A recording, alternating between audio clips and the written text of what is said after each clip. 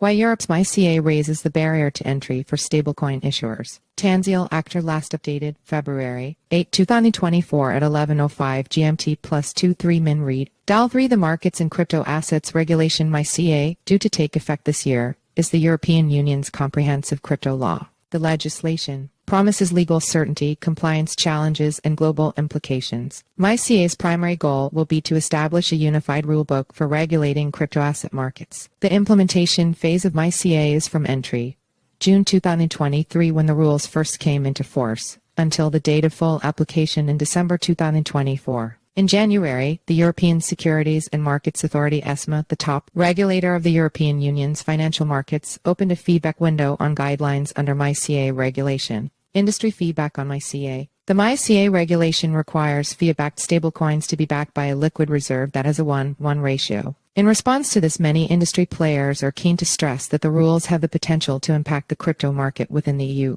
positively, increasing confidence among investors in the stability and reliability of stablecoin offerings. MiCA regulations have introduced a comprehensive framework for regulating stablecoins, bringing them under the purview of EU financial laws. This has led to increased regulatory oversight and scrutiny of stablecoin issuers and operations. James Wu, founder and CEO of investment firm DFG, who previously worked at Ethereum Classic Labs as a founder and chairman, told Cryptonews. The MiCA regulations aim to promote market stability, limit contagion risks, and improve investor protection by imposing stringent requirements on stablecoin issuers, such as capital requirements, transparency standards, and consumer safeguards. MiCA raises the barrier to entry. Wu goes on to explain that with MiCA regulations being implemented, this in turn has raised the barrier to entry for new stablecoin issuers, leading to market consolidation as smaller players may struggle to comply with the regulatory requirements, resulting in the dominance of larger and more established stablecoin issuers in the market. The implementation of MiCA regulations in the EU has also had implications beyond its borders, as stablecoin issuers operating in other jurisdictions may need to comply with similar regulatory standards to access the EU market. This has prompted stablecoin issuers worldwide to reassess their compliance strategies and adapt to the evolving regulatory landscape, explains Wu.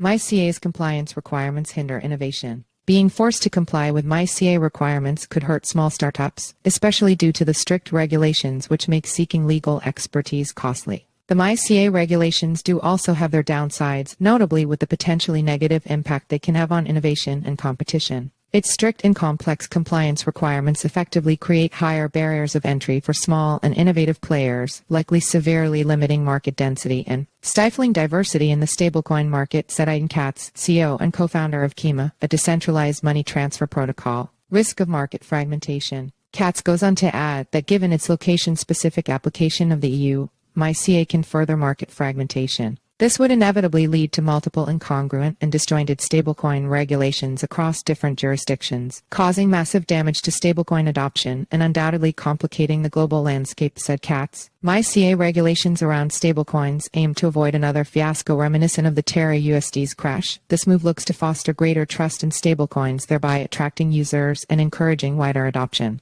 MiCA also introduces heightened transparency and oversight measures through its mandatory audits and issuer reporting. This effectively mitigates risks, safeguarding and combating against potential misuse of stablecoins, adds Katz. By establishing a comprehensive legal framework for stablecoin issuance and activity within the EU, MiCA regulations provide much needed, and otherwise noticeably lacking, legal clarity. One rule fits all. It seems the EU is leading on the regulatory front. Regulation of digital assets is still very new and varies greatly from jurisdiction to jurisdiction. The EU has taken the lead when it comes to forward-looking crypto regulations. The Union's approach to regulation through MiCA has prioritized and balanced innovation with financial stability and investor protections, said Lord Lamish, CEO and co-founder of Gkeith, a Galaxy company. Lamish explains as the cryptocurrency industry continues to evolve and mature, however, the rules remain highly fragmented. It is worth noting that MiCA hasn't introduced entirely new information when it comes to stablecoins, but reassures that stablecoins must be regulated as electronic money institutions (EMIs). MiCA's impact, along with other regulatory bodies, is huge when it comes to digital asset custody. Financial institutions should be looking for a governance and policy engine that can craft complex policies aligned with diverse regulatory frameworks such as BaFin, FINMA,